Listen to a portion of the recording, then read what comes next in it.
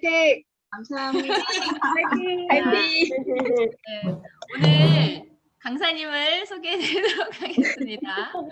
소개를 받고 싶다 그러셔서 또 소개를 직접 해보겠습니다. 이분은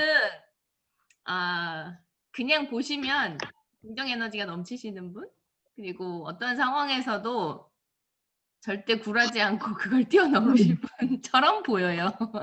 그리고 카톡에도 나는 무조건 된다 이렇게 써 있고 그 문구를 보면 얼마나 이제 굳은 다짐을 하고 이 일에 임하고 있는지 보여지는 것 같습니다. 오늘도 전공을 살려서 경제 이야기에 대한 이야기를 해주실 텐데 모실 때 큰 박수로 환영해 주시기 바라겠습니다. 홍미선 다이아몬드 마스터님 모시겠습니다. 안녕하세요. 네, 홍미선입니다. 네, 반갑습니다. 네, 오늘 경제 이야기를 할 건데요. 제목부터가 경제 지도 하니까 뭔가 뭐 하는 거지? 라고 싶으신 분들이 계실 텐데 최대한 쉽게 설명을 해드리도록 노력을 하겠습니다. 좀 다소 어려울 수가 있는데 좀 어려우면은 그 나중에 동영상 올라가는 거에 댓글을 달아주시면 제가 또 친절하게 설명을 해드리도록 하겠습니다. 네, 화면 공유하겠습니다. 잘 보이시죠? 네. 자, 디지털 경제 지도라는 책이에요. 이 책은요, 김광석이라는 사람이 저자인데 지었어요. 현대경제연구원, 그리고 또 삼정 KPMG 경제연구원 수석연구원이고, 한양대학교 겸임 교수 등을 지내신 분이시고, 지금 뭐 유튜브에서 찾아보면 굉장히 유명한 사람입니다. 네. 이 책을 토대로 했는데, 약간 시기가 지난 2018년도 책이어가지고 시기가 약간 지난 것도 있고 좀 업데이트된 부분들도 있어서 여기에다가 또 우리나라 상황에 맞게끔 약간 수정을 해서 설명을 해드리도록 하겠습니다. 제가 하는 거는 그냥 전반적인 이 시대 흐름에 대해서 말씀을 드릴 거예요.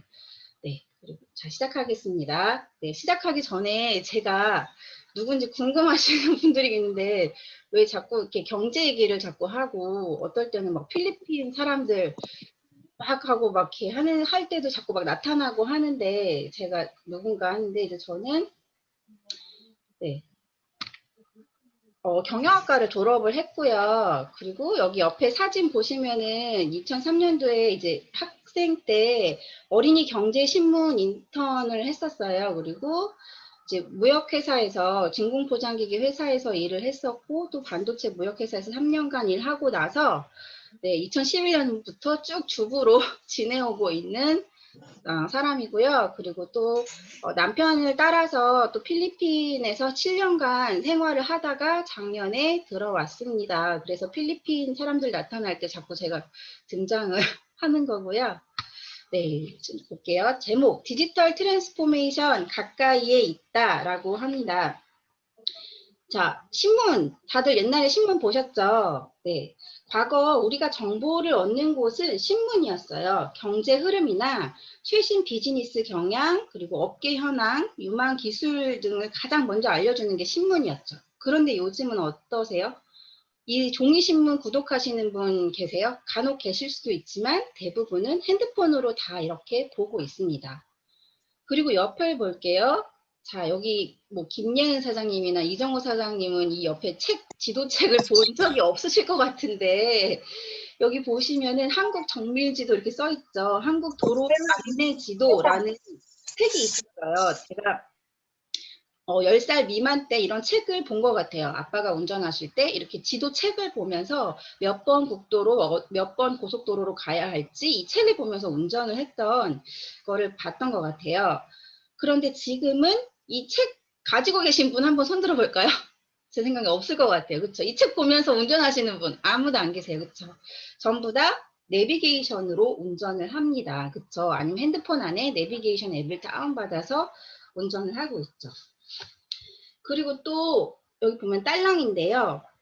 옛날에는 우는 아이를 어떻게 달랬냐면 딸랑이를 흔들고 모비를 막 보여주고 그쵸? 막 까꿍대고 앞에서 막 호로로 하면서 이렇게 우리가 했는데 지금 이렇게 딸랑이로 아이 달래주시나요?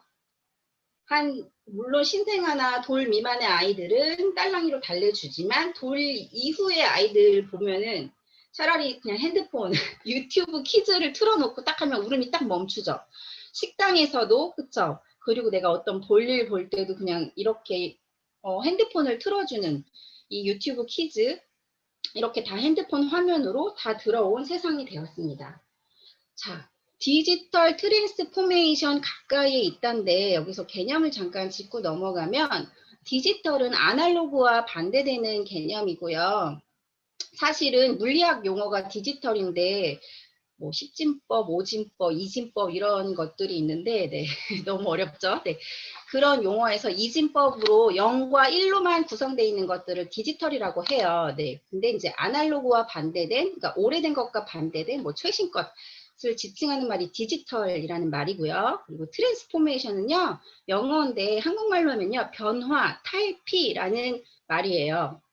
변화해 가는 과정. 디지털로 변화해 가는 그 과정에 가까이에 있다. 네, 이미 우리가 이렇게 가까이에 이렇게 있는 것들을 볼 수가 있겠습니다. 다음은 보시면요. 시얼스 백화점인데요.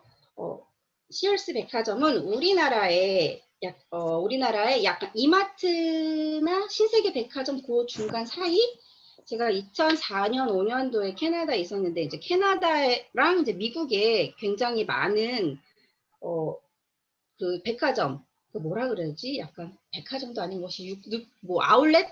약간 그런 개념? 백화점과 아울렛과 뭐 마트 사이에 약간 그런 개념이었는데, 이 시얼스 백화점이 126년의 역사를 가졌어요. 한국으로 치면 이마트 같은 대형 유통 매장인데 이 시얼스가요 2018년 10월에 파산 보호 신청을 했어요. 그리고 지금 아예 이제 많이 사라졌죠. 거의 없는 걸로 알고 있어요.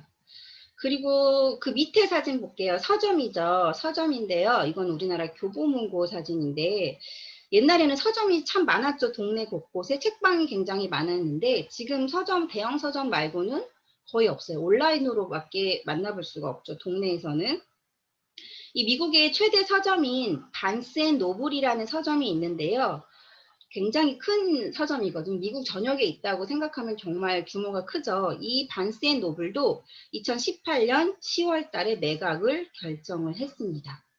그리고 위로 올라가서 토이저러스라는 완구 회사인데 아이들 엄마는 그 롯데마트 안에서 많이 봤을 거예요. 이 토이저러스가 글로벌 완구 유통업체인데요.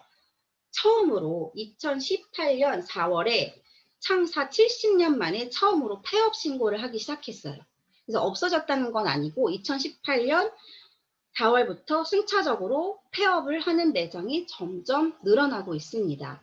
우리나라에도 지금 오프라인 매장이 몇 군데 있기는 한데 그렇게 잘 되지는 않고요. 그리고 롯데마트가 올해 200개 오프라인 점포를 없앤다고 하죠. 그럼 롯데마트에 입점되어 있는 토이저러스 당연히 없어지겠죠. 네, 그런 상황이고요. 그다음에 옆에 코닥 필름. 아, 네, 추억의 필름 너무 오랜만에 보시죠. 네, 저도 이 필름 사진기로 찍던 시절이 있었는데 생각이 나는데요. 여기 뭐 예은 사장님 자꾸 제가 언급을 해서 나이가 제일 어리셔가지고 네, 이 필름 보신 적이 있는지 모르겠어요. 이 코닥 필름은 1888년에 설립이 됐는데 100년 이상 필름 시장에서 1위를 차지했어요. 1976년에는 미국 점유율이 필름 분야의 90%, 카메라 전체 분야의 85%에 이를 정도로 아주 큰 규모를 갖고 거인이라는 호칭을 받을 정도의 좋은 회사, 엄청난 회사였는데요. 근데 이제 1975년에 디지털 카메라 기술을 개발한 기업이 나타나기 시작을 했고요. 그러다가 이제 90년대 들어서 디카가 나왔죠. 그래서 이제 그 R&D 센터 연구 직원이 디지털 카메라를 들고 캐논이 먼저 이거를 시장에 내보였는데 얘기를 했대요.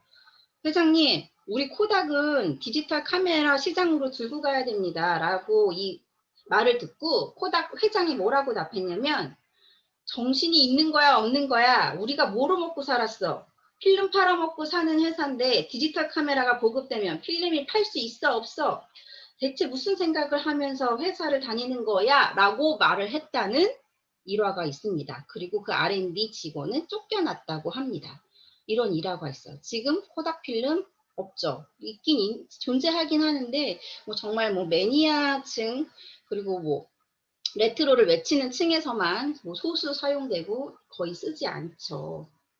시대를 거스를 수 없는 이 디지털 트랜스포메이션, 시대를 앞서가야 합니다. 과거에는 이렇게 오프라인에서 매장에서 물건을 샀다 하면 지금은 여기 마지막 그림, 만화 같은 그림 보시면 온라인으로 전부 옮겨가는 추세로 하고 있습니다. 네, 여러분들도 다 애터미 회원이시니까 이렇게 온라인으로 지금 구매를 당연히 하고 계시겠죠?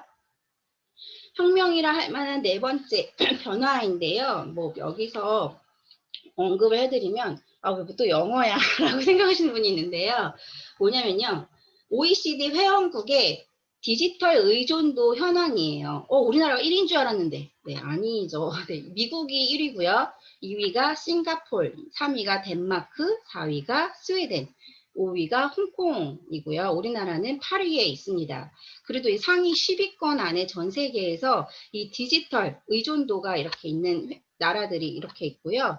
옆에 보시면 파란색 동그라미가 있어요. 난리주라고 되어 있는데 이 디지털을 얼마나 이해를 하고 있는가라는 부분에서 우리나라는 10위, 미국이 지금 1위고요. 그 다음에 테크놀로지는 기술인데요. 초록색 동그라미는 그 디지털 기술이 얼만큼 발전을 했느냐를 말을 해요. 여기 1위 보면 싱가폴로 돼 있죠. 최근에 코로나가 터지고 나서 실제로 싱가포르에서 방역이 이렇게 굉장히 잘 이루어졌는데 어떻게 핸드폰으로 그 앱으로 다 추적을 해서 그런 어떤 디지털 기술을 활용을 해서 좀 선방을 했다는 그런 기사를 우리가 볼 수가 있습니다. 그리고 이제 그러니까 퓨처 리드니스는 이제 미래를 보는 그런 안목이고 어떻게 미래를 대처해 나가는 그런 시스템을 말을 하는 건데요. 여기 보시면 1위가 덴마크라고 되어 있어요. 유럽에 있는 국가인데 덴마크는요. 지금 정부의 모든 공공기관, 우리나라로 따지면은 뭐 동사무소, 뭐 시청, 모든 그런 공공기관과 사회복지시설 모든 것들이 다 이미 디지털화가 돼 있어요. 그래서 덴마크하고 뭐 미래, 뭐 디지털 이렇게 검색을 해보시면요. 정말 그 시스템적으로 나라 전체적으로 굉장히 이게 잘 돼 있다고 합니다. 그래서 우리나라도 이렇게 상위권에 랭크돼 있으니까 정말 자랑스럽고 미래를 준비하는 나라가 맞겠죠. 다음은 4차 산업혁명인데요. 많이 들어봤죠. 우리 애터미 회원들은 안 들어보신 분들이 안 계실 거예요. 4차면은 분명히 1차, 2차, 3차라는 게 있었기 때문에 4차인데요. 대부분은 1차 산업, 2차 산업, 3차 산업이라고 말을 하지만 4차 산업이라고는 말을 하지 않아요. 4차 산업혁명이라고 얘기를 해요. 레볼루션이 뒤에 붙었는데요. 잠깐 알아보면은 첫 번째 혁명은 증기가 도입되면서 일어났어요. 석탄을 말로 나르다가 증기기관차로 나르게 된 거예요. 그러면서 생산성이 엄청나게 급증을 하죠. 그것이 산업혁명, 1차 산업혁명이고요. 산업 생산성이 놀라운 만큼 폭등하는 것. 그래서 산업혁명인 거고요. 두 번째 산업혁명은 마찬가지로 전기가 도입되면서 두 번째 혁명이 일어났고요. 세 번째는요, 인터넷이에요.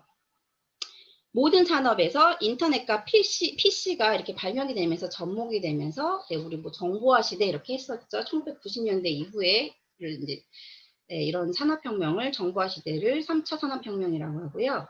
그리고 4차 산업혁명은 인공지능, 빅데이터, 사물인터넷, 클라우드, 로보틱스, 블록체인 등이 등장하면서 생산성이 급증한 것을 말하는 게 4차 산업혁명인데요. 4차 산업혁명은 정보통신기술과 제조업이 만나서 지금까지는 볼 수 없었던 새로운 형태의 제품과 서비스, 비즈니스를 만들어내는 것을 의미합니다. 말 너무 어렵죠. 네, 뭔가 이렇게 화면만 봐도 어려운데 이제 차근차근 쉽게 뒤에 풀어나가도록 할 거예요. 네, 뭐가 또 더 어려운 게 나오는 것 같은데 네, 설명해 드릴게요. 6가지의 특징이 있는데요. 첫 번째, 인공지능과 빅데이터인데요. 인공지능의 발달 있죠. 그리고 빅데이터는요. 많은 데이터가 많은 거예요. 가장 쉽게 이해할 수 있는 게 알파고와 이세돌이 바둑을 뒀죠. 그쵸? 어떻게 뒀냐면 그 인공지능으로 학습을 한 거예요. 많은 데이터들로 학습을 이미 한 거예요. 그래서 사람과 이렇게 대결을 했던 게 나오는데 여기 보시면 빅데이터 기술 상용화로 머신러닝, 특히 딥러닝 기술 고도화에 의한 것이라고 나 있는데 그러니까 기계화, 딥러닝, 깊게 배우는 거예요. 많은 데이터를 가지고 학습을 계속하는 것을 딥러닝이라고 얘기를 합니다. 그 다음에 IoT와 스마트 시티인데요. 이렇게 자꾸 뭐가 이렇게 막 이상해 할 수 있는데 IoT는요. 인터넷 오브 띵스, 인터넷 오브 뭐뭐의 things 하는 것. 그래서 사물 인터넷을 IoT라고 해요. 요즘에 전자기기를 사면 IoT 마크가 아마 다 붙여 있을 거예요. 그러니까 연동되는 거를 말하는데요. 예를 들어서 저희 애터미 공기청정기 사용하시나요?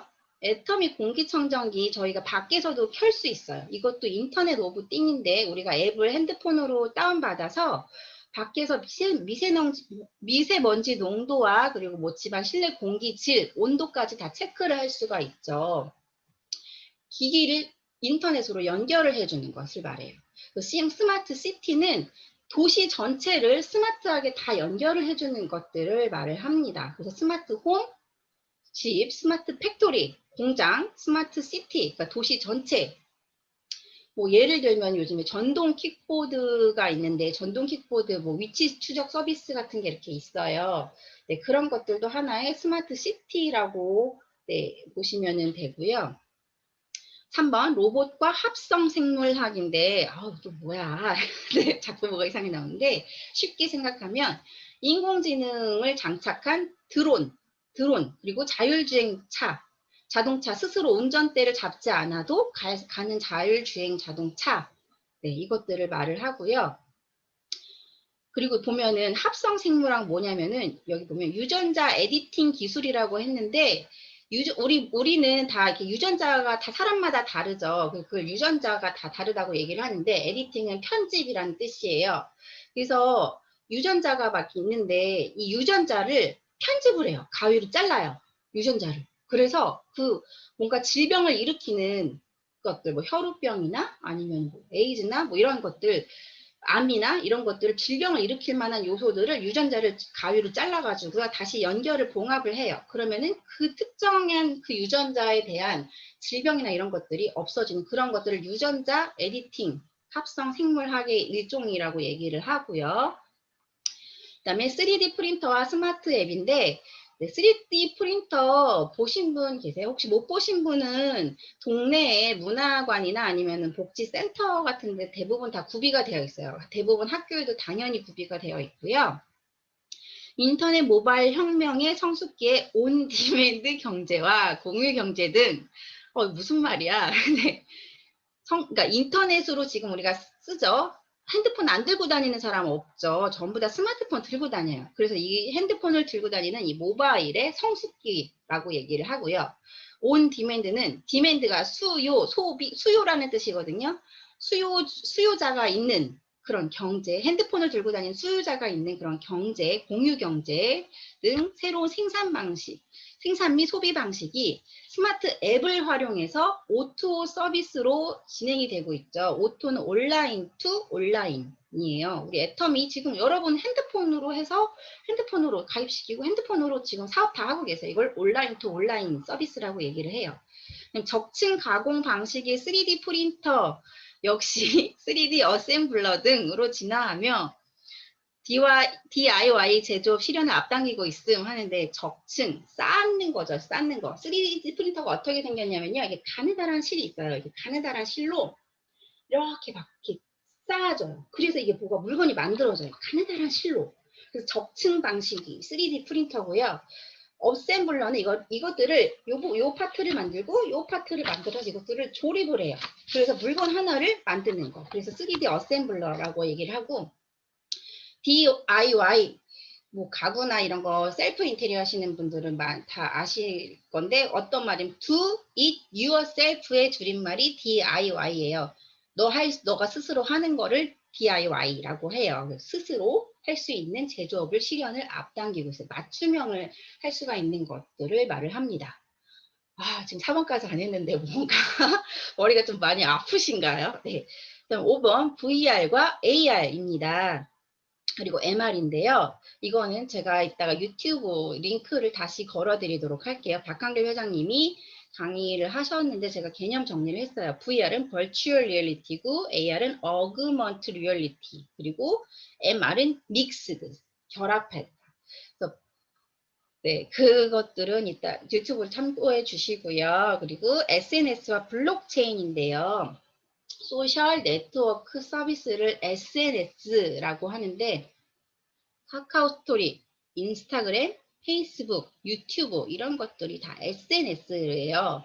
대부분 젊으신 분들, 요즘에 50대, 60대 분들도 다 하시는 것 같아요. 카스 같은 경우는 더 많이 하시는 것 같아요. 새로운 커뮤니케이션 방식과 네트 효과가 자리 잡고 네, 기술이 함께 발전하고 그다음 블록체인 기술 하면은 왠지 뭐 비트코인 막 이런 게 생각이 나잖아요. 근데 나쁜 게 아니라 블록체인은요. 어떤 것들을 암호화하는 기술을 블록체인 기술이고 블록 우리 레고 블록 생각해 볼까요? 조그만 거 하나하나 이렇게 있죠. 그 블록들을 엮는 그런 기술이에요. 그래서 암호화를 시키는 그런 기술이거든요. 이따가 또 잠깐 언급을 하도록 할게요. 이런 6가지 주요 네, 핵심 기술이 4차 산업혁명의 기술이라고 합니다. 네, 그 다음에, 뭐지? 이게 누구야?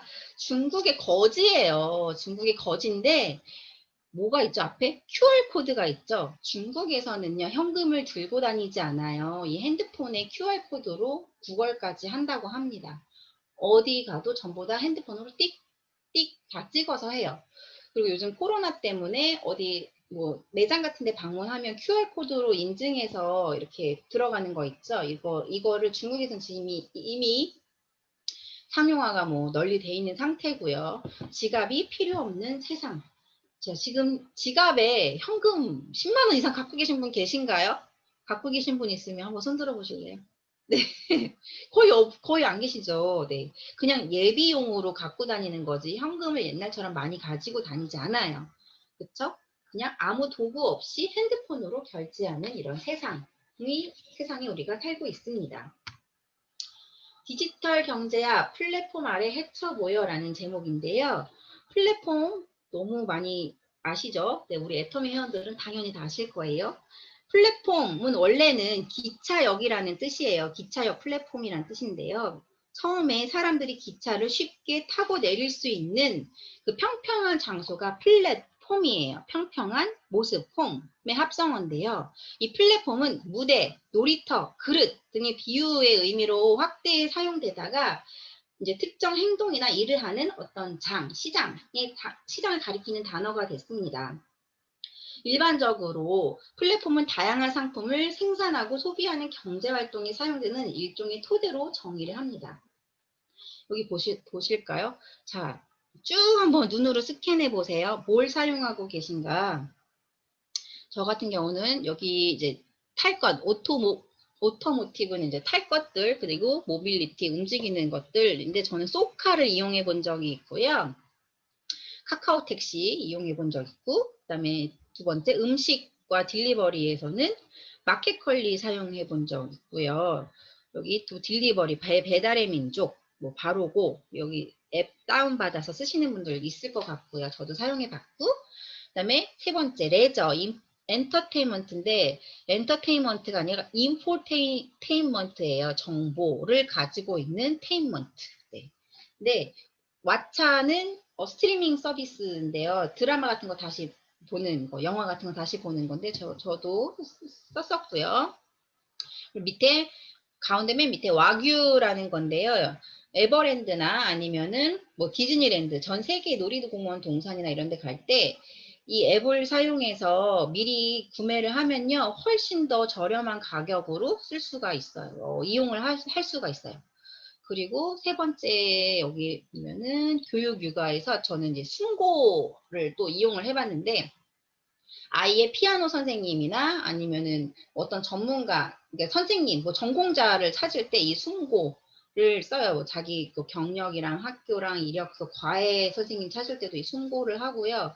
이 앱 다운받아서 어떤 전문가와 컨택을 하고 싶을 때 교육 쪽으로 네, 이 앱을 또 썼었고요. 뭐 튜터링이라는 앱도 유명을 하고요. 그 다음에 또 애완동물 키우시는 분들 펫, 룩 돼 있는데 저는 애완동물을 키우지 않기 때문에 잘 모르는데 여기에서 또 애완동물 키우시는 분들은 이 앱을 사용하시는 분들이 계실 거라고 생각이 듭니다. 다음은 홈서비스 그리고 예약인데요. 여기 보시면 저 같은 경우는 우리가 유명한 거 지금 TV에서 광고 많이 때리는 직방, 다방, 부동산 중개 사이트죠. 이동욱 제가 좋아하는 배우가 나와서 네, 선전을 하는데 뭐그 부동산 아줌마가 가게 그 집 거래 가격을 더 올려서 말하니까 다 핸드폰으로 알아보고 아니라고 그렇죠? 직방, 다방 이렇게 해서 부동산 중개 사이트. 그다음에 숙박 예약은 또 야놀자인데요. 야놀자에 보면은 레저 시설까지도 다 패키지로 네, 이렇게 이용을 할 수가 있어요. 그다음에 뭐 자리라는 앱도 있고 인테리어 오늘의 집에 들어가시면 많은 집의 인테리어가 이렇게 또 이렇게 있어요. 또 집 구경하는 재미도 있고요. 이런 여러 가지 대표적인 플랫폼들만 해도 지금 이렇게 많은데 네, 나는 몇 개의 플랫폼을 쓰고 있는지 여기 없더라도 여러분 지금 쓰고 계신 거 있어요. 첫 번째 애터미 플랫폼 쓰고 계시죠. 두 번째 카카오톡 쓰고 계시죠. 지금 다 카카오톡 링크 하고서 들어오신 거잖아요. 그쵸? 그리고 뭐 쿠팡도 있을 테고 아니면 또 뭐가 있나요? 핸드폰에 깔려 있는 여러분 뭐 네이버라든가 하나하나 이런 것들이 다 네, 플랫폼이죠. 네, 이런 것들을 플랫폼이라고 합니다. 네, 그 다음에는요. 긱 이코노미 디지털 경제에서 일하는 방식인데요. 뭐냐면은 긱이라는 말은요.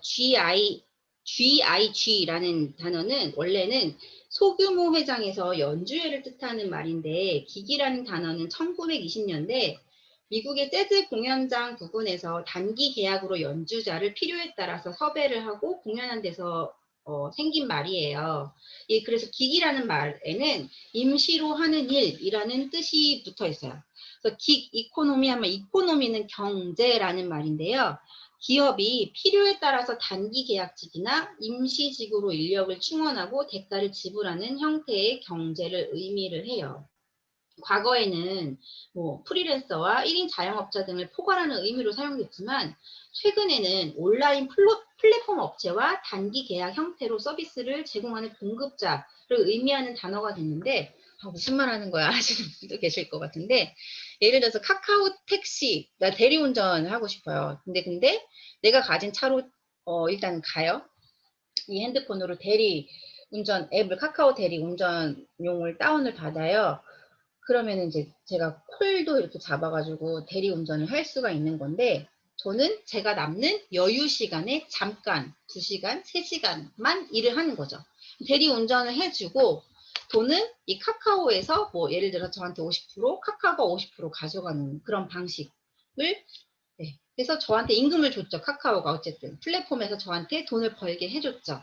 네, 이렇게 단기적으로, 일시적으로 이렇게 돈을 버는 것들을 긱 이코노미. 그리고 혹시 쿠팡 알바 해보신 분 계실지 모르겠는데요. 쿠팡도 이렇게 해가지고 해요.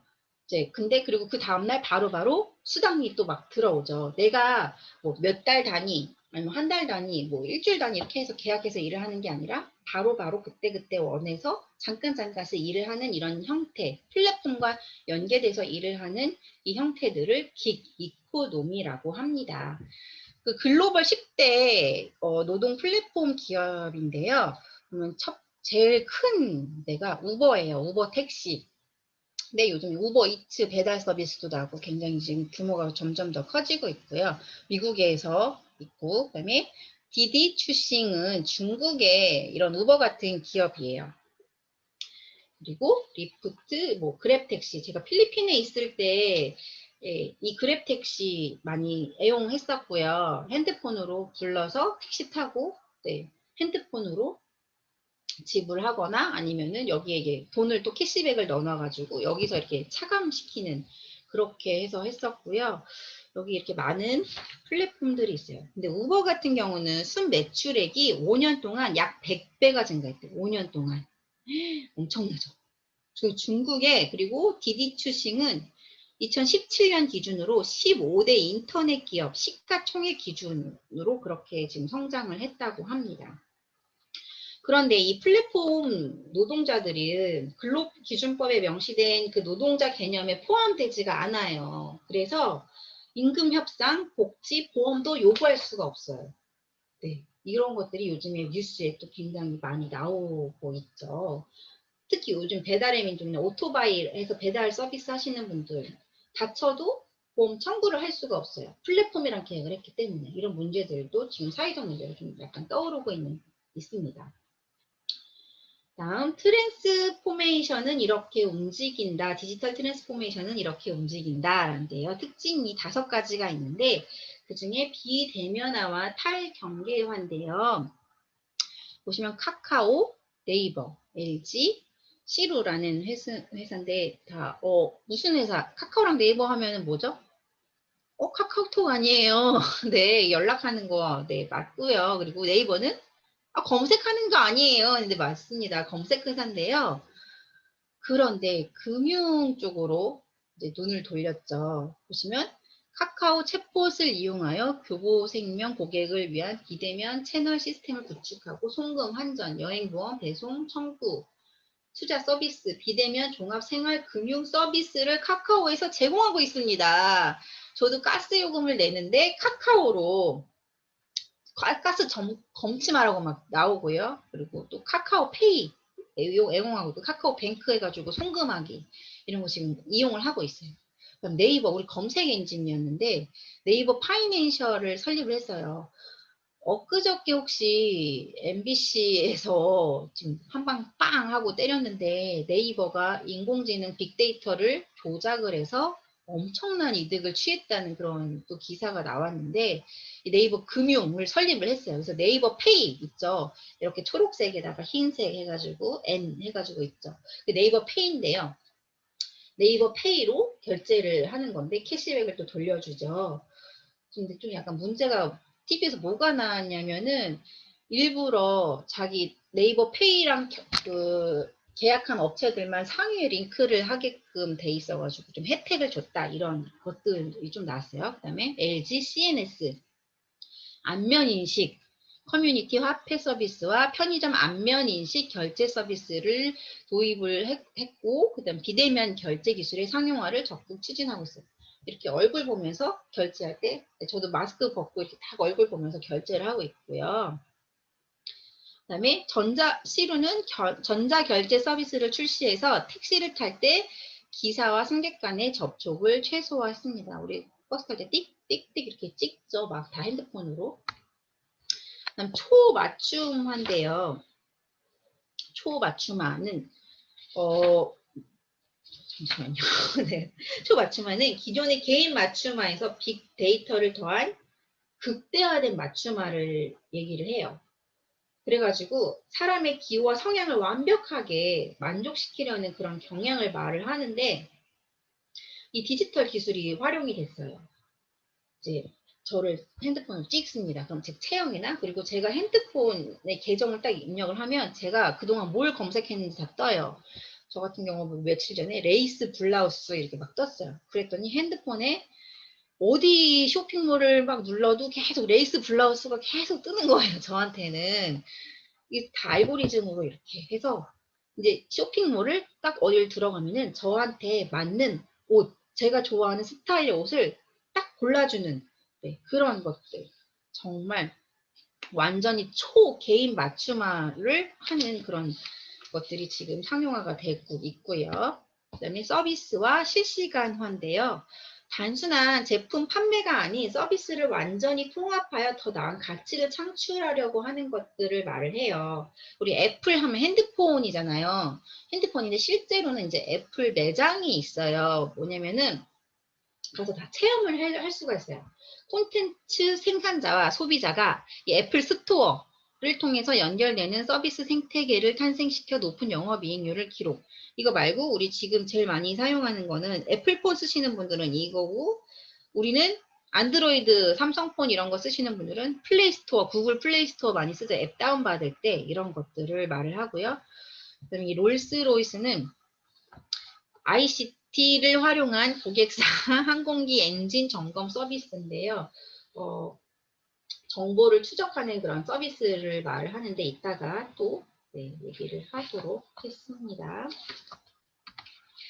그 다음에 자, 디지털 트랜스포메이션의 5대 물결의 중에 이제 비대면화가 있는데요. 카톡 사직서라는 말 들어보셨나요? 지금 한 30대 후반 이상 되신 분들은 아니 내가 저렇게 무슨 카톡으로 사직서를 내 정중하게 이렇게 써가지고 사직서를 내야지 하는데요. 이 비대면화인 시대에는요. 이렇게 카톡으로 저 이제 못 나갑니다. 2주 안에 정산해서 입금해 주시고요. 15시간 이상 근무시 그 주유수당 다 챙겨서 주세요. 이렇게 이렇게 실제로 이렇게 카톡 사직서가 정말 젊은이들 사이에서는 빈번한 일입니다. 검색을 한번 해보세요. 카톡 사직서 인터넷 검색해 보시면요. 말도 못하게 많이 나와요. 내일부터 안 나와요. 이렇게 그냥 통보를 하는 거죠. 아니면 저 휴가 좀 다녀오겠습니다 하고 카톡으로 얘기를 해요. 통보를 해요. 이렇게 정중하게 얘기, 말로 하는 게 아니라 먼저 퇴근하겠습니다. 카톡으로 얘기를 하고요. 다음은 은행인데요. 최근 은행을 몇 번 다녀오셨어요? 은행 갔다 오신 분 계신가요? 이 추운 날씨에 은행을 갔다 오신 분. 네, 2016년 한국을 기준으로 했을 때도 한 달에 0.8회 정도를 방문을 했대요. 우리나라 국민이. 대부분 다 ATM으로 해결을 했는데 지금은 또 핸드폰으로 해결하고 있습니다. 여기 5대 은행 점포 수인데요. 농협, 국민은행, 우리은행, 신한은행, 하나은행인데요. 2015년도에 점포가 대략 1000개 미만으로 왔다 갔다 했는데 지금 2020년 기준으로는 사실 더 많이 줄었고요. 저는 시티은행을 애용을 했었는데요. 시티은행이요. 우리나라에서 철수를 해버렸어요. 그래서 제가 다니던 안산지점은 아예 폐점이 됐고요. 그래서 안양으로 가라고 문자가 엊그저부터 날라왔어요. 은행의 점포가 점점 줄어들고 있죠. 많이 느끼실 거예요, 몸으로. 그다음에 그런데 그 은행이 줄어드는데 그런데 금융시장의 규모는 점점 커지고 있어요. 지점수는 주는데 여기 막 이상한 말이 있죠. 콜, CD, 단기사채, IP, CP 이렇게 막 있는데 뭐냐면요. 그냥 잠깐 개념만 설명을 할게. 궁금해하시는 분들도 계시니까 그냥 어려우면 그냥 흘려 들으세요. 네, 네, CD는요. 양도성 예금 증서라는 말이고 네, Certificate of Deposit의 줄임말이고요. 단기 사채는 어떤 짧은 기간에 돈을 빌려 쓰는 것들을 단기 사채. 그리고 RP는요.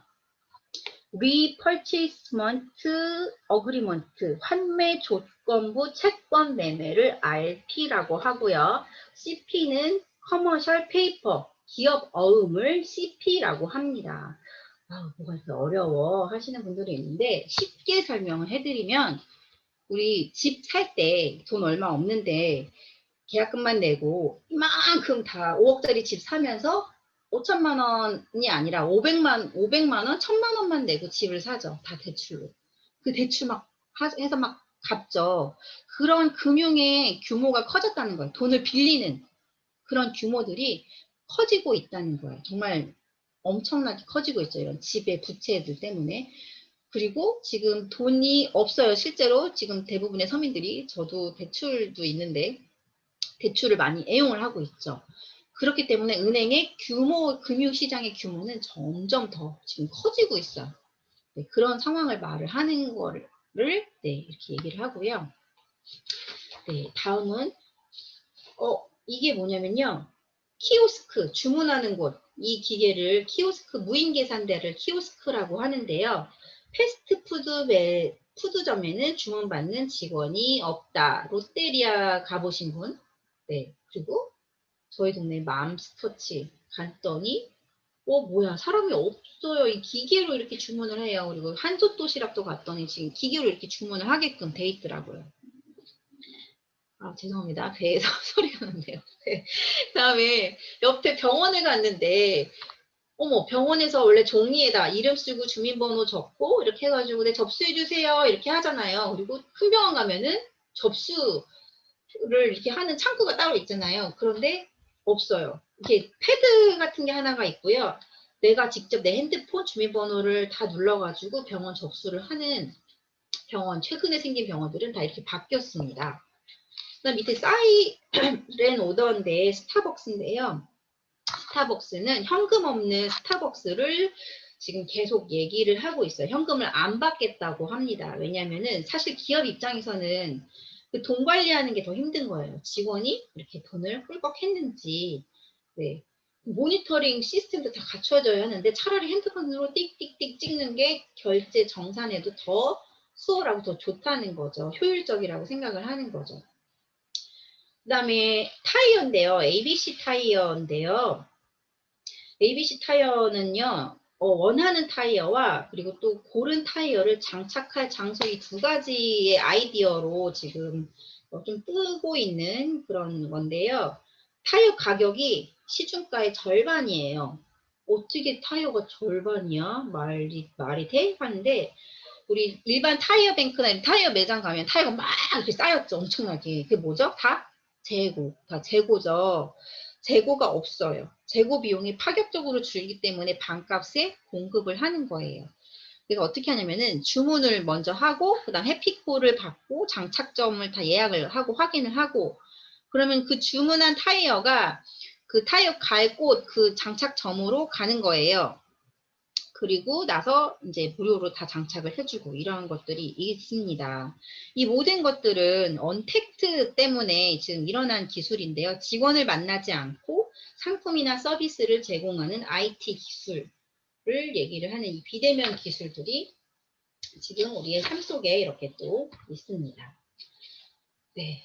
다음은 카카오뱅크인데요. 카카오뱅크. 네, 다 이용하시는 분 아마 많으실 것 같은데요. 카카오뱅크나 K뱅크를 통해서 대출 받아보신 분 혹시 계신가요?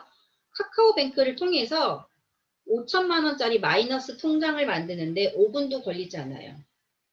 카카오뱅크 직원을 만날 일이 있냐고요? 당연히 없죠. 직원 만날 일이 없죠. 핸드폰으로 하는 거고요. 어떻게 이렇게 대출 업무를 간단하게 처리를 할 수 있을까? 은행 가면 정말 오래 걸리잖아요. 정말 깐깐하게 보고. 그런데요, SNS에 빅데이터를 이용하기 때문에 그렇고요. 그러면요, 나도 대출 그럼 카카오로 다 되는 거 아니야? 라고 생각하시는 분들 계실 텐데, 내가 검색한 패턴, 내가 나의 신용 등급, 모든 나의 생활이 다 이 핸드폰 안에 다 저장이 되는 이거를 데이터로 다 저장을 해요. 한 가지 예를 들면요. 밤에 야심한 새벽에 유튜브 보시는 분들, 네, 이 인공지능 알고리즘에서는요, 신용등급을 굉장히 낮게 평가해요. 규칙적이고 아침에 일어나서 뭔가 생산적인 일을 하는 사람이 아니라고 빅데이터가 판단을 해서요, 그 빅데이터 상에서는요, 신용등급이 낮은 사람으로 분류가 아예 돼버려요. 그렇게 돼요. 그래서 내 핸드폰에 그런 모든 그런 알고리즘을 통해서 하기 때문에 네, 신용등급이 좋고 내가 뭔가 제대로 된 직장을 가지고 있고 이런 사람들은 대출을 이렇게 마이너스 통장을 금방 받을 수가 있습니다. 이런 정보를 다 자동적으로 종합을 해서 이 사람들이 돈을 갚을 수 있는 능력이 있는지를 다 평가가 다 되기 때문에 실시간으로 되기 때문에 이 단기간에 이렇게 다 대출이 되는 거고요. 옆에 와이즈넛이라는 회사가 있는데요. 뭐냐면 챗봇이 있어요. 챗봇이 뭐냐면요. 채팅하는 로봇을 챗봇이라고 하는데요. 바로 이렇게 실시간으로 궁금한 거나 뭔가 불편사항이나 이런 것들을 접수하는 거 챗봇이라고 해요. 이거를 와이즈넛이라는 회사에서 만들었거든요. 그래서 지금은 세계적인 기업인 IBM과 구글과 함께 지금 경쟁을 하고 있고요. 이것들로 은행 업무까지도 지금 다 한다고 합니다. 그리고 개인 인증도 우리가 대면에서 이제 비대면으로 하고 있는데요. 비대면에 지금 사람과 사람을 거의 못 만나는 상황이잖아요. 특히 코로나 때문에 더 그렇죠. 그런데 이 비대면화 경향이 뚜렷해지면서 상대방이 바로 그 사람인지 아닌지를 확인하는 그 방법이 더 정교해졌어요. 기술이 더 정교해졌어요. 그 눈동자 있는 홍채 인식이나 그다음 얼굴 인식을 통해서 로그인을 하게 돼 있어요. 그래서 제가 한번 실험을 해봤어요. 카카오 뱅크 카카오페이를 쓰는데 이게 얼굴 인식으로 돼 있거든요. 그래서 이제 한번 저 궁금한 거 못 참아가지고 저희 남편 얼굴도 갖다 내보고 저 애가 셋인데 저희 둘째가 저를 좀 제일 많이 닮았어요. 그래서 둘째 얼굴을 딱 갖다 댔는데요. 계속 다시 대달래요. 저랑 닮았는데 뭔가 긴가민가 좀 오래 걸리더라고요. 근데 판단하는데 저희 남편을 댔을 때는 바로 아니라고 다시 대달라고 이게 빨리 뜨는데 저희 둘째를 댔을 때는 살짝 좀 늦게 뜨더라고요. 이게 그런 정교한 기술 보시면 지문, 지정맥, 서명, 홍채 망막, 얼굴, 음성 등을 통해서 하는데요. 일본의 도쿄 미쯔비시 UFJ 은행에서는 전국 ATM 기기에 손바닥 정맥을 활용한 본인 인증이 있고요. 우리나라도 은행에 ATM 기기가 뭐 이렇게 손가락 이렇게 대는 거 있거든요. 그런 기계들이 있어요. 그리고 동사무소에도 있고요. 미국 USA 뱅크와 호주의 BNG 은행은 모바일 뱅킹 앱에 본인의 음성을 인증하라고요. 이렇게 말로 해야 돼요. 음성, 내 목소리가 맞는지 아닌지. 이런 인증들이 있습니다. 네, 우리가 지금 이미 이렇게 사용을 하고 있고요. 네, 어떡하죠? 벌써 50분인데. 네, 그 다음에 트랜스포메이션의 5대 물결의 탈경계화인데요. 핀테크는요. 파이낸셜의 줄임말이 파이낸셜, 그리고 테크놀로지, 기술의 줄임말이 테크인데요.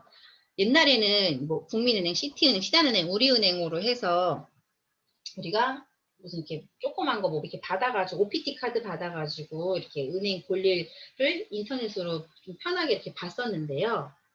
지금은 반대로 됐어요. 구글, 아마존, 네이버, 카카오 다 뭐죠? 검색 엔진이나 쇼핑몰이나 그쵸? 이런 아니면은 이게 뭐야? 네, 이렇게 커뮤니케이션 하는 이런 것들이 금융으로 들어온 거예요. 그래서 테크핀이라는 또 새로운 용어가 반대로 된 거, 이런 용어가 들어와 있습니다. 보면은 이 회사가 검색 회사인지 아니면은 뭐 메신저 회사인지 잘 모르겠다는 거죠. 여러 종류로 다 이렇게 손을 대고 있어요. 산업 간에 경계가 없어요. 경계가 없다는 거예요. 그리고 우리 나이키 회사가 원래는 우리 뭐 운동복이나 신발 회사로 알고 있는데 지금은 이게 나이키가 의류 회사인지 운동복. 근데 여기다 이렇게 또 장착을 해가지고요. 다 조절을 해요. 내 몸의 뭐 유수분 밸런스가 어떻고 내가 운동을 얼만큼 했고 그런 걸 다 체크할 수 있는 그런 또 그런 것들이 나왔어요. 앱에서. 헬스케어 회사인지 나이키가 그리고 구글이 IT 회사인지 아니면 자동차 회사인지 왜냐면 이제 실시간으로 자율주행 자동차가 지금 미국에서 이미 되고 있는데 구글의 그 맵을 기반으로 하고 있기 때문에 이 회사가 무슨 회사인지 모르겠는 거예요. 그리고 또 이제 다이슨 하면 뭐가 떠오르세요? 청소기 떠오르죠. 다이슨 청소기. 그쵸? 이 다이슨 청소기랑 다이슨 드라이어 생각나시죠? 근데 이 다이슨이 전기자동차에 지금 손을 댔죠. 왜냐면은 BLDT 모터로 이 드라이어와 청소기를 했는데 이 모터의 핵심 기술을 이용을 해서 전기자동차의 산업에 지금 손을 댔어요. 아니 지금 진공청소기 만드는 회사가 갑자기 웬 자동차를 또 생산을 한다고 하나. 이 경계가 허물어지는 이 세상을 탈경계화라고 합니다. 다음은 초맞춤화인데요. 초맞춤화는 네, 잠시만요. 초맞춤화는요. 안경을 이제 써보고 우리가 이제 구매를 해야 되는데 직접 가서 해야 되는데요. 왜냐면 얼굴 형태도 다르고 사람의 선호 스타일도 다 다르잖아요. 그래서 오프라인으로 살 수 없는 게 안경이에요. 오프라인 살 수 없는 게 안경인데 일본의 안경 브랜드 진스가 만든 진스 브레인이라는 회사가 있어요. 네, 인공지능과 가상 증강 기술로 이렇게 네, 지금 만든 회사고요. 얼굴을 인식할 뿐만 아니라 쇼핑 패턴과 안경 디자인의 선호 유형을 파악해서 10개의 제품만 딱 추천을 해줘요. 그래서 10개 중에 고르게 해주고요. 그래서 반품률이 획기적으로 줄 수밖에 없고요. 그 다음에 옷도 여기 스티치 픽스라는 회사인데요. 미국의 의류 쇼핑몰이에요. 인공지능 기술을 통한 회원 정보를 바탕으로 쇼핑 패턴, 기호, 감정을 다 파악을 해서 딱 20개의 옷만 추천을 해줘요. 20개 딱 옷만. 너무 여러 개를 추천해주는 게 아니라.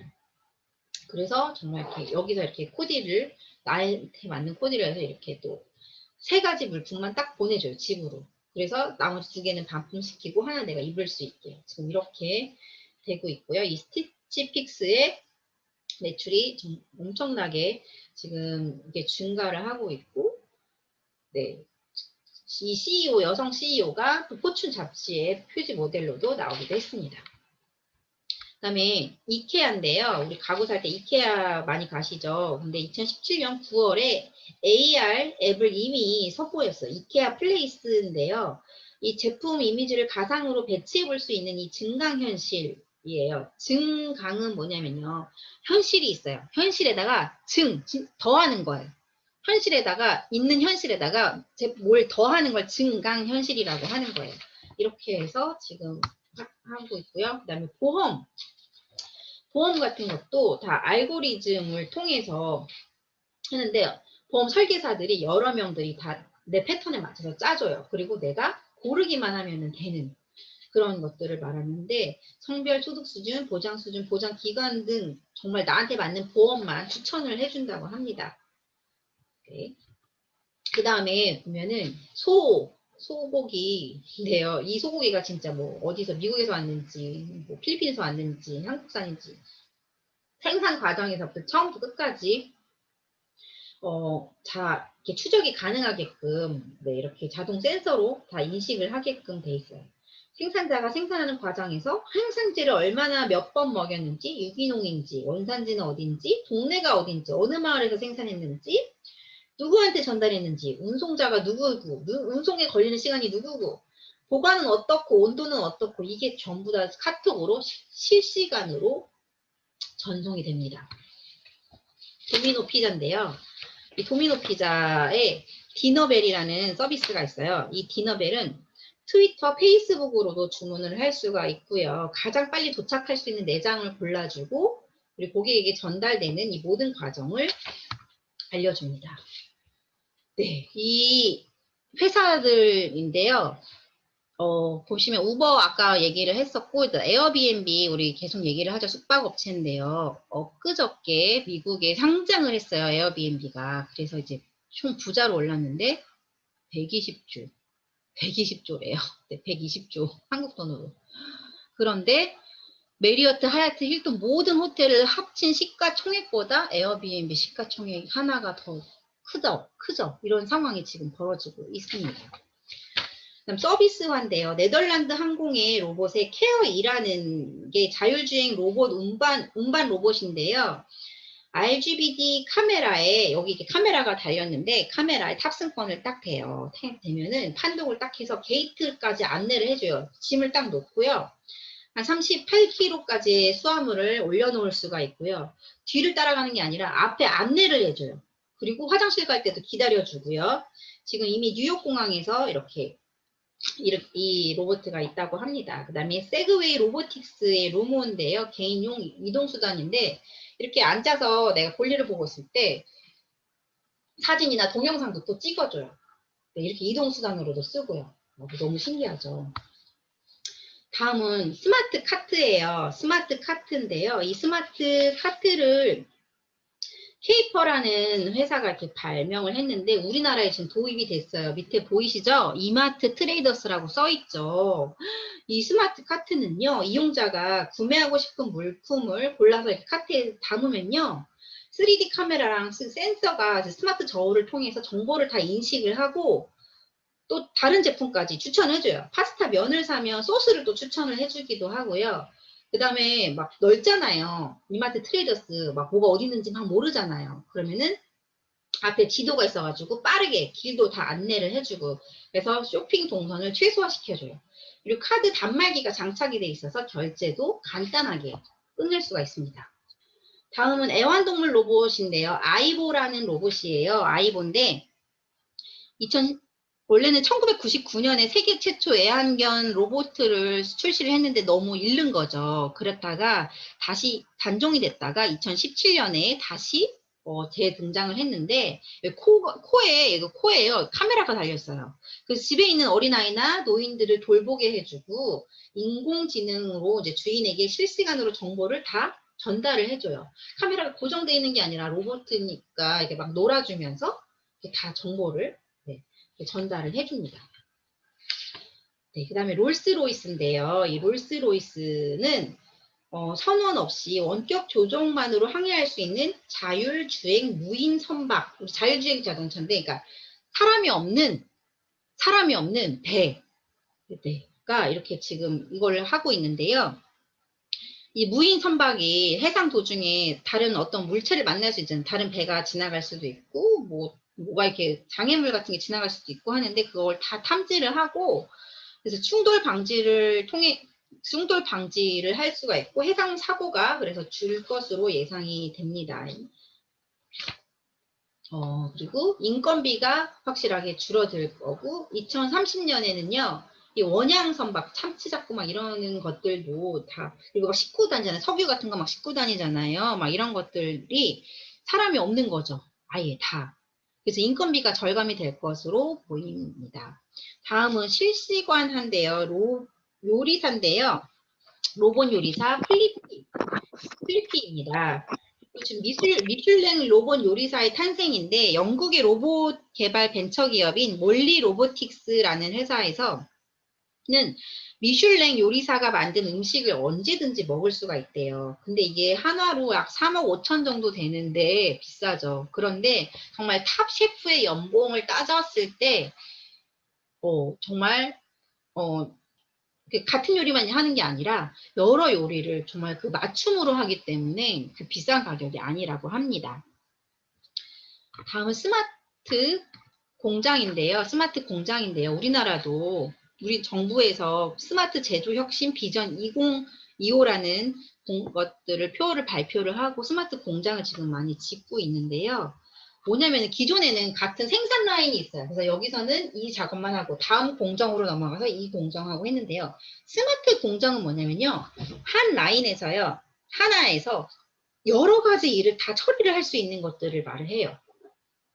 생산 라인 하나에서 실시간으로 1000가지 이상의 일들을 처리를 할 수 있는 것을 스마트 공장이라고 이야기를 합니다. 보시면 여기 지멘스라는 회사인데 독일 회사인데요. 1,000여 종류의 제품을 연간 1,200만 개를 생산하지만 불량률 수가 약 11.5개래요. 이게 0.00115%라고 한대요. 이것이 생산의 혁명이고 공장의 의미입니다. 이렇게 하나하나에서 여러 개를 다 처리를 할 수가 있는 거죠.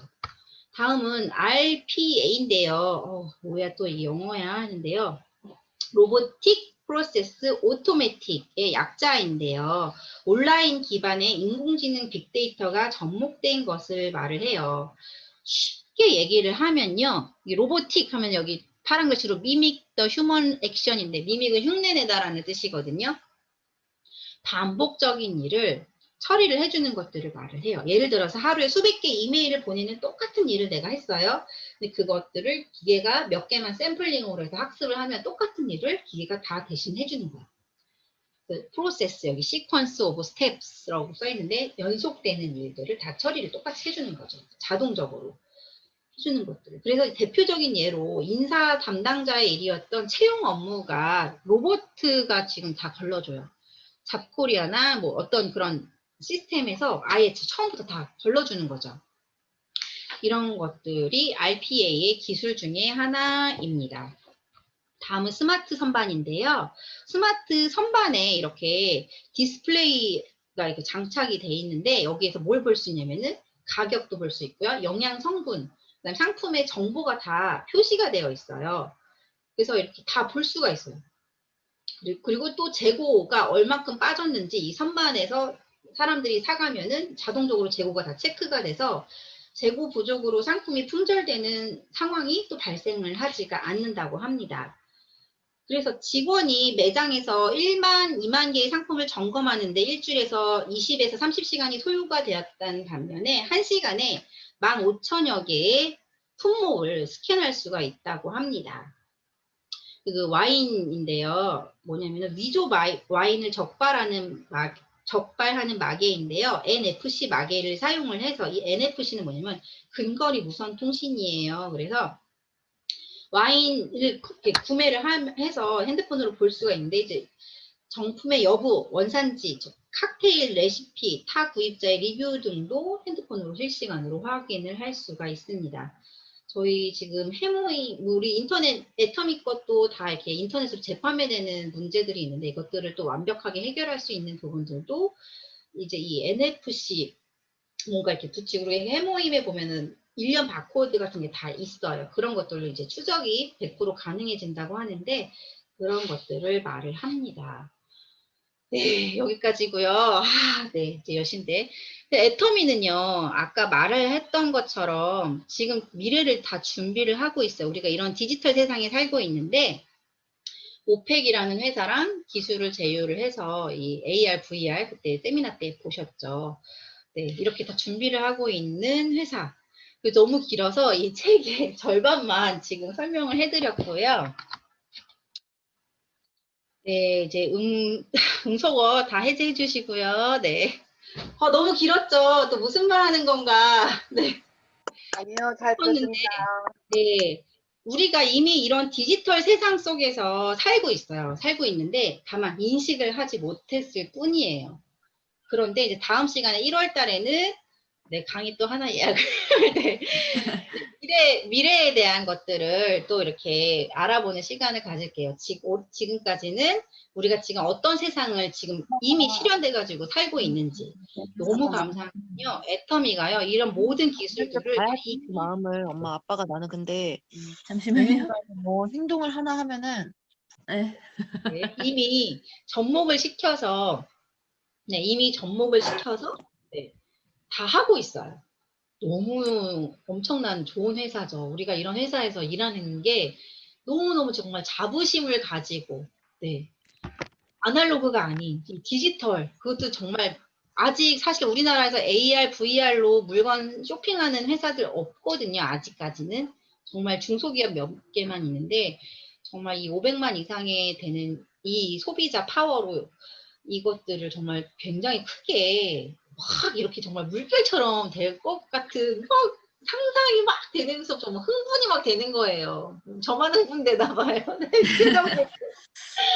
네, 이렇게 미래를 정말 준비를 하고 있어요. 그래서 이 폭발적이게 이렇게 하는 회사, 다 미래를 이렇게 준비한 회사, 이미 이 디지털 시대를 읽고 10년 전부터 준비한 회사와 여러분이 지금 일하고 계십니다. 네, 긴 강의 들어주셔서 감사드립니다. 네, 이상으로 마치겠습니다. 감사합니다. 네. 감사합니다. 그렇습니다. 네, 들으면서 그냥 용어가 어려운데 뒤에 이제 설명을 듣다 보면 아 그런 말이구나 이렇게 좀 이해가 잘 되기 쉽게 알아듣기 쉽게 설명을 잘 해주신 것 같아요. 우리가 이제 이런 내용도 알고 있어야 되는 것이 지금 앞으로 어떻게 갈 것인가 지금 이미 와 있지만 우리가 체감하고 있지 못한 이런 것들은 이제 우리가 듣다 보니까 아 이게 이거였구나 이런 것들 저도 이제 보면서 소카도 오래전부터 쓰고 있었는데 그게 이게 좀 일반화되기 된 지는 얼마 안 된 것 같고 이런 것들이 우리 생활 속에 나도 모르게 흡수가 돼 있었는데 그걸 모르고 지나갔던 일들이 되게 좀 많았던 것 같은 그래서 그걸 한번 또 우리가 상기시켜준 그런 강의가 아니었나 싶고 들으면서 또 아 이거 애터미에 쓰고 있는 건데 이미 하고 있는 건데 예전에 회장님이 이거 아까 스마트 선반 들을 때 보니까 진짜로 초기 때부터 제가 일하기 초기 때부터 물류 창고에 그거를 컴퓨터를 연결해서 소비자들이 매출이 일어나면 재고 파악이 자동으로 돼서 그걸 또 공장에서 지켜보면서 알아서 이렇게 채워넣는 이런 것들도 회장님 이미 막 하고 있었던 그 미래를 굉장히 멀리 내다보고 이렇게 해나가고 있는 애터미를 또 한 번 더 상기시켜 주신 그런 강의가 아니었나 싶습니다. 그냥 하시면서 저희 잘 알아들었는데 자꾸 어렵다고 하시는 것 같아요. 아직 수준이 높으신데 네, 죄송합니다. 오늘 우리에게 또 이런 고급 정보를 주신 고급적인 어떤 그 내용들을 우리에게 아주 쉽게 전달해 주신 우리 홍미선 팀장님께 다시 한번 박수 보내드리면 감사하겠습니다. 감사합니다. 네. 1월 달에 또 하나 예약을 해주셔서 그게 더 감사하고 네, 1월 달에와 또 더 기대해 보도록 하겠습니다. 자, 우리 들으신 내용 혹시 스피치 하실 분 계신가요? 뿌이 하신 우리 신관순 국장님. 네, 홍미선 팀장님 대학 교수님 같아요. 여태가 오늘 좋은 정보 잘 들었습니다. 우리가 항상 뭐 정보보다 앞서가지 못하는데 항상 따라가도록 노력하는 리더가 되겠습니다. 오늘 감사합니다. 네, 감사합니다. 네, 이성현 박사님 그때 강의가 생각이 나는 것 같아. 제대로 아는 사람들은 알기 쉽게 설명해 주는데 어려운 거를 어렵게 아무도 못 알아듣게 설명할 사람들이 그런데 지금 어려운 걸 굉장히 우리한테 쉽게 설명을 해주셨던 것 같아요. 너무 감사합니다. 또 혹시 스피치 하실 분 계신가요? 신관국장님 감사합니다. 장윤주요. 어디 계시지? 여기 참 햇빛 때문에 잘 안 보이는데 아, 네네네네네. 우리 홍 팀장님이 진짜 많이 변하고 성장되고 있는 게 정말 오늘 또 느껴지는 게 다운센터 사장님들한테 진짜 많은 것을 알려주고 싶어하는 그 열정과 진심이 이끌어서 너무 뿌듯한 시간이었고 그리고 또 정말 진짜 교수님 같이 어떻게 저렇게 저 머릿속에 많은 게 들어있지라고 할 정도로 너무 대단한 것 같아요. 그래서 그 장점들이 정말 또 선한 영향력으로 또 많이 흘려보낼 수 있는 우리 팀장님 되고 계신 것 같아가지고 너무 좋습니다. 팀장님 감사합니다. 아우, 제가 좋아하는. 네, 감사합니다.